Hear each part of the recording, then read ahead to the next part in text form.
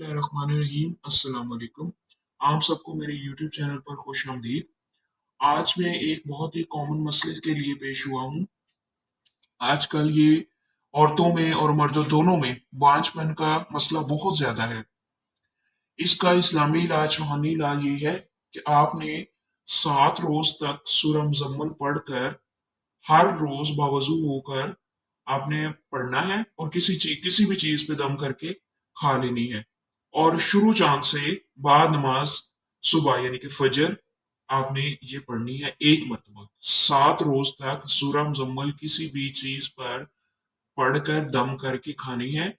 और चांद जब शुरू होगा, इस्लामी चांद जब शुरू होगा तब से लेना है और नमाज फजर के बाद पढ़ना है। और आपने ये 7 दिन दोनों मियाँ बीवी खा लें या बीवी खा लें या जिसमें मसला उसको खिला दें। और 7 रोजे रखने हैं। इसके अलावा 7 रोजे रखने हैं और अफ्तार के वक्त 21 बार या मुसव्विरो पानी पर दम करके पी लेना है। ठीक है, इंशाअल्लाह अजीज नेक औलाद अल्लाह पाक बेटा अता करेगा और बांझपन का मसला दूर हो जाएगा। ये हजारों बार, हजारों लाखों बार ये आजमाया हुआ वजीफा है। बहुत अरसे, बहुत पुरानी किताबों से लिया गया है और बहुत ही ज्यादा आजमाया हुआ है।